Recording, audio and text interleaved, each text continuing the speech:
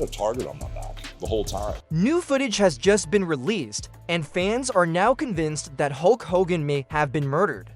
Honestly, considering the number of enemies Hogan made throughout his life, it wouldn't be all that surprising. Would you consider burying the hatchet with Hulk Hogan? No. This new footage reveals some unsettling details, and all indications are starting to point toward someone specific. Let's break it down. The final chapter of Hulk Hogan. On the morning of July 24, 2025, the wrestling world was rocked when emergency responders rushed to a residence in Clearwater, Florida, marking what would become one of the most tragic days in the history of sports entertainment. At around 9:51 a.m., Clearwater Fire and Rescue arrived at the Clearwater Beach home of Terry Gene Bollea, known globally as Hulk Hogan, in response to a cardiac arrest call. What unfolded at the scene would signal the end of an era that had shaped professional wrestling for over 40 years. The seriousness of the situation became immediately clear when Major Nate Burnside of the Clearwater Police Department stepped in front of the cameras to deliver news that would echo across the entertainment industry. His words, though calm and professional, carried the heavy burden of announcing the passing of a cultural icon. The official police statement described a man who, despite his legendary legacy, faced his final moments as a human being. Just before 10 a.m. today, Clearwater Fire and Rescue along with the Clearwater Police Department responded to a house in the 1000 block of El Dorado Avenue for a medical-related call. It was discovered at that time Terry Bollea, also known as Hulk Hogan, was experiencing a serious medical-related issue. Personnel provided medical treatment at that time and transported Mr. Bollea to Morton Plant Hospital, where he died at 11:17 a.m. The timeline of events reveals a medical emergency that escalated with alarming speed. Emergency services received a call at 9:51 a.m. reporting a man in cardiac arrest, and despite their swift arrival and immediate medical efforts, Hulk Hogan was pronounced dead at Morton Plant Hospital at 11:17 a.m., just over an hour after the initial call was made. The police department is conducting a death investigation, which is standard in these types of cases. There are no signs of foul play or suspicious activity related to this call for service at this time. The investigation that followed was thorough and officially found no signs of foul play or suspicious activity, but not everyone is convinced.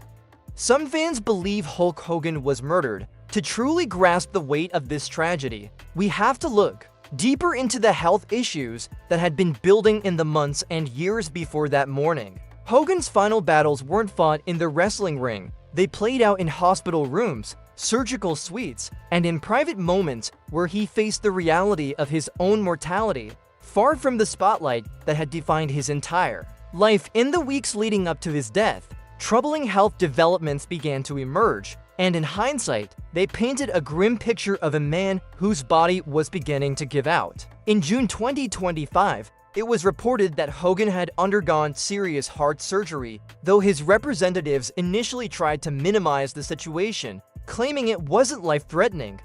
Conflicting reports about his condition in those final weeks only added to the confusion. His wife, Sky Daily, publicly denied any rumors of severe health concerns, assuring fans on Instagram that his heart was strong and that there had never been any lack of oxygen or brain damage. But the truth was far more serious than anyone had let on. While Hogan had long dealt with well-known spine and back problems, his heart condition appeared to be a more recent and alarming development that surfaced in 2025. The medical details surrounding his heart issues suggest the body of a man who had been pushed far beyond its natural capacity to recover. According to sources close to the family, he had undergone multiple heart-related procedures in his final year, each one a desperate effort to extend the life of a man who had already endured decades of brutal physical punishment. The cardiac arrest that ended his life wasn't just a random health event, it was the result of years of cumulative damage. The possible connection between his past steroid use and his heart failure cannot be ignored, as medical studies have consistently shown that long-term anabolic steroid use significantly raises the risk of heart disease, heart attacks, and sudden cardiac death. What makes the story even more chilling is that rumors are now circulating that those responsible for his care might have had a role in his death, especially since there are claims that Hogan had previously caught someone trying to kill him. A body broken by fame and glory, his death cannot be fully understood without looking at the decades-long battle his body waged against the toll of professional wrestling. By the time emergency responders reached his Clearwater home that morning, they were trying to save someone who had already survived more trauma than most people ever could. The numbers alone tell a shocking story. In an interview, Hogan shared that he had undergone 25 surgeries in just the last decade of his life, most of them aimed at repairing the catastrophic damage his career had done to his spine, joints, and internal organs. This wasn't normal athletic wear and tear. This was the slow, relentless breakdown of a human body that had been pushed far beyond its limits in the pursuit of wrestling greatness. Management. Yeah, that's a whole nother trip, brother, because I've had 25 surgeries in the last 10 years. So when people say, hey, the wrestling's fake, it goes right up my ass. Because at the end of the day, it's predetermined. If you and I are wrestling, they're going to tell us who's going to win or lose. But all that stuff that happens in the middle, it hurts. At the center of Hogan's long list of medical struggles was his spine, which had taken the most damage from the move that made him a legend. His signature finishing move, the leg drop, delivered night after night for more than 30 years, became the source of his most intense physical suffering. It is a cruel irony that the very move that defined his career and brought him worldwide fame would also play a major role in his physical decline. Is there anything in your career that you would go back and change? I know the leg drop doesn't look like a tough move. So all those years dropping that leg in those rings, with the board sticking up or landing on my tailbone, oh my God, what was that, a rock in the ring? Oh my God, was that a board sticking up? All those years dropping the leg, I would have changed that and I would have never dropped the leg. Hogan's surgical history reads like a medical textbook detailing athletic injuries taken to their most extreme limit. His spine had been fused, rebuilt, and reconstructed multiple times, with each surgery providing only temporary relief while failing to reverse the deep-rooted damage caused by decades of relentless physical abuse. The most intense of these surgeries took place in 2010, when Hogan underwent a grueling 12-hour spinal fusion operation that amounted to a full-scale medical reconstruction. This complex procedure involved fusion work, restructuring, and a complete rebuilding of his spine, representing a final effort to restore structural stability to a skeletal system that had been damaged far beyond the point of normal recovery. Hulk, Yes, sir. you had spinal fusion for 9 hours. Yeah. That's no joke. Yeah. No, 12 hours. 12 hours. Recently? It was back surgery number 8. Oh, jeez. Because, wrestling has... While it's fake, the It- injuries are real. the injuries are real. Here we go again. It's a But the spine was only the beginning of Hogan's long and painful medical journey. Both of his knees had been replaced, as had both of his hips, in surgeries made necessary by the constant, repetitive trauma from his wrestling career. His shoulders had been reconstructed multiple times, and even his facial features had required surgical procedures after enduring years of blows to the head. Well, I don't have the movement back. I have a real hard time, just doing normal things. I can't. From the back being fused. Yeah, the back and How many discs are fused? everything's fused. The whole back. I've had 10 back surgeries. The physical transformation brought on by these surgeries was evident to anyone who had followed Hogan's career. Once standing tall at 6 feet 7 inches, the combined effects of spinal compression and repeated surgical interventions had reduced his height to around 6 feet 4 inches, a 3-inch loss that served as a constant reminder of the toll his body had paid for his success. The pain that came with these injuries was beyond anything most people could imagine. In honest interviews, Hogan spoke of a level of suffering that went far beyond ordinary discomfort, revealing the reality of a man trapped in a body that had turned against him. Which pain are you in right now? Everything hurts just like It's hard to explain. Like, if I'm going to brush my teeth and I'm leaning on the counter brushing my teeth, I can't push away. The daily reality of living with such extensive physical damage was something Hogan often found difficult to express to those around him. Routine tasks that most healthy people take for granted had become significant challenges for him, each requiring careful planning, deliberate movement, and a level of effort that highlighted just how much his body had been worn down over time. When I'm done brushing my teeth, I have to lean in like that and then pull back. You know, I can't push like a glass door open. Everything in the gym is short strokes. You know, I can't straighten my arms out. Yeah. And then it's the same with my knees, my hips, my back, my neck. You know, but that's because I probably wrestled too long and I didn't get the memo that stuff was. The cascade of health problems stemming from Hogan's original injuries set off a domino effect that would haunt him for the rest of his life. One of the most devastating developments came after one of his final back surgeries, when he lost feeling in his lower body, a condition that represented more than just physical limitation. It marked a profound shift in how he experienced and related to his own body. His desperation became even more evident in 2013 when he filed a medical malpractice lawsuit against the Laser Spine Institute, alleging that they had performed unnecessary and ineffective procedures that worsened his condition. According to the lawsuit, he underwent 6 procedures in just 19 months, none of which offered lasting relief, and the treatments were described as nerve-burning techniques that provided only short-term improvement before the pain returned, creating a painful cycle of temporary hope followed by relapse. The damage from these interventions not only cost Hogan money and time, but further compromised his already fragile spine. As his injuries persisted, the challenge of managing constant pain led him down a dangerous path of prescription drug dependency, a battle that nearly ended his life years before his eventual cardiac arrest. Hogan openly spoke about his addiction to painkillers, describing it as a vicious cycle, and recalled how pharmacists had warned him about the potentially lethal dosages he had been prescribed. The thing that shut me down completely, where I said enough's enough, is when they hit me with the fentanyl stuff. They almost killed me with that stuff. So that's when I said, I'm done. You know, and I didn't even know they gave it to me, but morphine and Dilaudid and none of that stuff worked on my back. I'd had so many surgeries. Hogan's experience with fentanyl offered a chilling glimpse into just how close he had come to death long before his actual passing.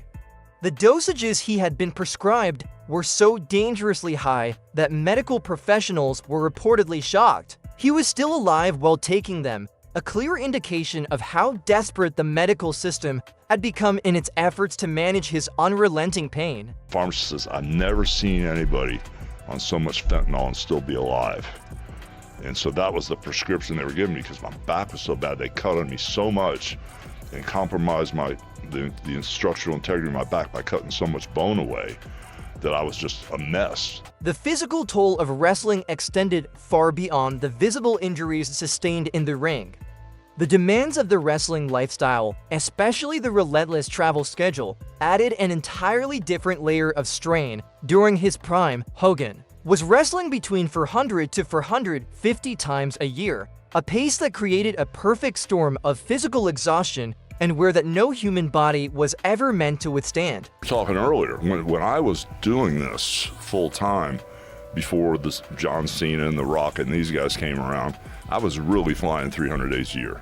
300 days. And I was wrestling 400 to 450 times a year. The development of mobility issues in Hogan's later years painted a deeply tragic image of a man whose body had finally given out after decades of relentless abuse. Reports that he required a cane to walk and had lost feeling in his legs marked the final chapter in a long story of physical decline.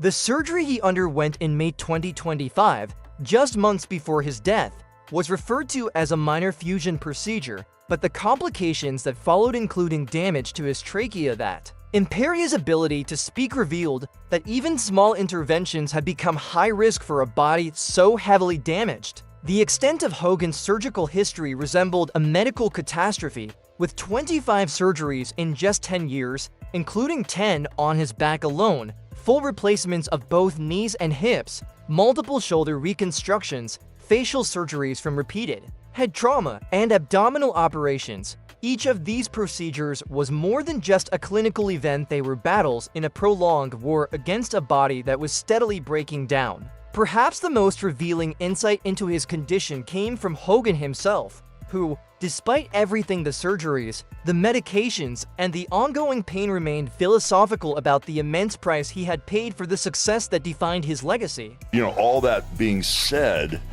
you know, the body's an amazing thing, and you know, with all the metal and all the abdominal surgeries and shoulder surgeries and all this stuff that's happened to me, the upside is, bro, I'm living a good life. I'm happy. I may not be able to run as good as him or walk as good as you, but at the end of the day, I'm 7 years old. I train every day. I eat great. The transformation from the dominant physical force who ruled professional wrestling in the 1980s to a man who struggled with basic daily tasks in his final years stands as one of the most powerful examples of how the physical demands of wrestling can break down even the strongest bodies. But Hogan's health battles are only one side of a much more complex legacy, because his story is also marked by controversy. From accusations of racism to betrayals of close friends, Hogan's record is far from spotless. Yet to truly understand the magnitude of what the world lost on July 24, 2025, we have to go back to where it all began, to a young boy named Terry Gene Bollea, born on August 11, 1953, in Augusta, Georgia, who would grow up to become the most recognizable face in the history of professional wrestling. His journey from that child to the global icon known as Hulk Hogan reflects not just personal growth, but the evolution of an entire industry. Raised in Port Tampa, Florida, after his family relocated there, Terry grew up in a working-class household, rooted in traditional values that would later shape his all-American wrestling persona. His father, Pietro Peter Bollea, worked as a construction foreman, while his mother, Ruth, was a homemaker and dance teacher. During his teenage years, Terry developed a passion for both music and wrestling. He was an active athlete, excelling as a pitcher in Little League Baseball, giving early signs of the physical talent that would later define his career. However, it was at age 16 that his life's course changed dramatically when he discovered professional wrestling and became captivated by the larger-than-life personas and theatrical storytelling. Inspired by stars like Dusty Rhodes and superstar Billy Graham, whose bodybuilder-like appearance especially influenced him, Terry saw wrestling not just as sport, but as a path to something far beyond the life that seemed laid out for him. Before fully diving into wrestling, Terry pursued music with real dedication, playing fretless bass guitar in local rock bands such as Ruckus, which gained a solid following in the Tampa Bay area. His time as a musician taught him how to read audiences, command a stage, and form emotional connections, all skills that would later serve him on wrestling's biggest platforms. The shift from musician to wrestler didn't happen easily. Hogan trained under the notoriously harsh hero, Matsuda, who reportedly broke his leg during the first training session to test his commitment. That moment was a brutal initiation into a world that would come to define him. His professional debut came on August 9, 1977, against Brian Blair in Fort Myers, Florida, marking the beginning of a career that would span more than 3 decades and leave a permanent mark on entertainment. In the early years, Terry tried out various ring names and personas, including Sterling Golden and Terry Boulder, in search of the identity that would make him a star. That breakthrough came in December 1983 when Vince McMahon Jr. signed him to the World Wrestling Federation, setting the stage for the birth of Hulkamania. The timing couldn't have been better. Wrestling was ready for a mainstream hero, and Hogan had the charisma, physique, and stage presence to deliver. On January 23, 1984, he defeated the Iron Sheik at Madison Square Garden to win his first WWF Championship, launching an era that would propel professional wrestling into global popularity. The image of Hogan, golden mustache and signature bandana, holding the championship belt high in the air became instantly iconic. His rise reached its highest point at WrestleMania 3 in 1987, when he body-slammed Andre the Giant before a crowd of 93,000 at the Pontiac Silverdome, a moment often considered the most legendary in wrestling history. That single act of strength became not just a wrestling milestone, but a defining event in 1980s pop culture. Hogan's influence extended far beyond the squared circle, cementing his place in entertainment history. He appeared on the covers of major magazines such as Sports Illustrated, TV Guide, and People, co-hosted Saturday Night Live on March 30th, 1985, and even starred in his own Saturday morning cartoon, Hulk Hogan's Rockin' Wrestling. From 1985 to 1986, his catchphrases became embedded in American culture, and millions of children looked up to him as a role model, taking his advice to say their prayers and eat their vitamins to heart. The shift from beloved hero to Hollywood villain came in 1996, when Hogan shocked the wrestling world by revealing himself as the leader of the New World Order at WCW's Bash at the Beach. The heel turn was so effective that fans in the arena threw garbage into the ring, a powerful display of how emotionally connected they were to the character he had crafted over the years. Hogan's accomplishments in the ring speak volumes, minus 12 world championships, including 6 WWF, WWE championships, and 6 WCW World Heavyweight Championships. He was the first wrestler to win consecutive Royal Rumble matches in 1990 and 1991, and he headlined 8 of the first 9 WrestleMania events. His iconic match against Andre the Giant on February 5, 1988, during the main event drew 33 million viewers, a number that still holds the record for the highest American TV audience for a professional wrestling match. However, Hogan's legacy isn't just defined by triumph and success.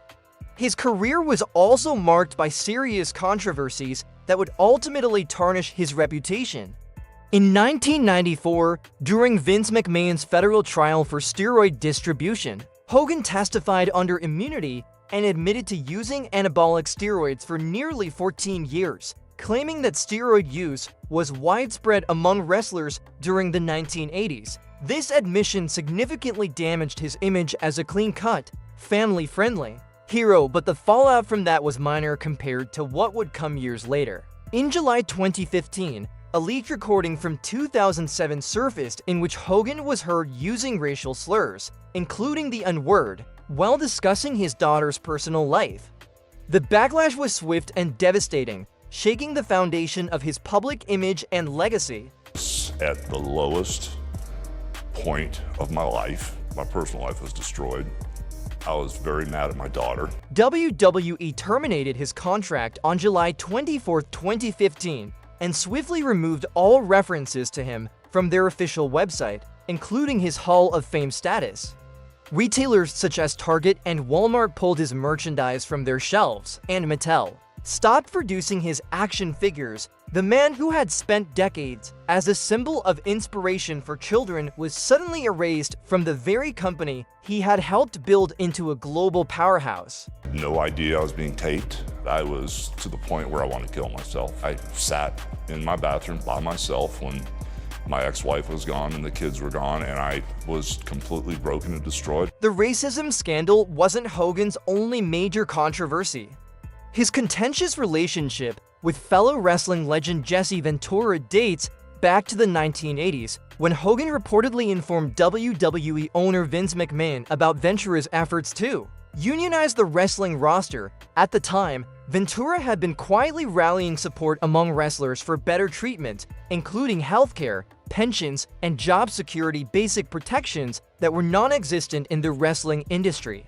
When my attorney said, Mr. McMahon, has there ever been a union in wrestling? And Vince said, no.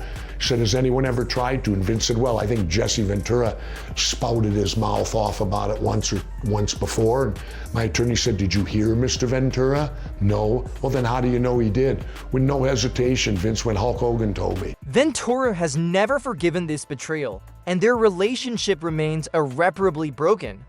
In interviews over the years, Ventura has openly expressed his disdain for Hogan, calling him a phony and a backstabber. For Ventura, the betrayal wasn't just personal, it was emblematic of a larger issue within the wrestling industry, where power dynamics and personal ambition often outweighed solidarity and long-term well-being for performers. Despite sharing a place in wrestling history, the rift between them has never healed, standing as one of the most enduring and bitter feuds outside the ring. If you start working with WWE again, would you consider burying the hatchet with Hulk Hogan? No. Conversation at least? I don't know. When was the last time you spoke to Hulk Hogan? I don't know. Despite these controversies, Hogan was eventually reinstated into the WWE Hall of Fame on July 15, 2018, following a public campaign of apologies and outreach efforts, particularly aimed at youth and community groups. His return was met with a mixed reception. Supporters included notable black celebrities and athletes such as Dwayne "The Rock" Johnson, Dennis Rodman, Booker T, and Kamala James Harris, who publicly forgave him or urged fans to move forward. However, others, like Mark Henry and Titus O'Neil, expressed skepticism and disappointment, arguing that Hogan's apologies lacked sincerity and that his actions had lasting consequences. Remember, when I was going to go do that film, Vince McMahon Sr. fired me because of that. Politically, Hulk Hogan aligned himself with Donald Trump, publicly endorsing him and even speaking at the 2020 for Republican National Convention, as well as multiple campaign rallies. This late career political involvement further amplified his status as a polarizing figure. Beloved by some, is a patriotic icon who stayed true to his values and criticized by others for aligning with increasingly divisive rhetoric.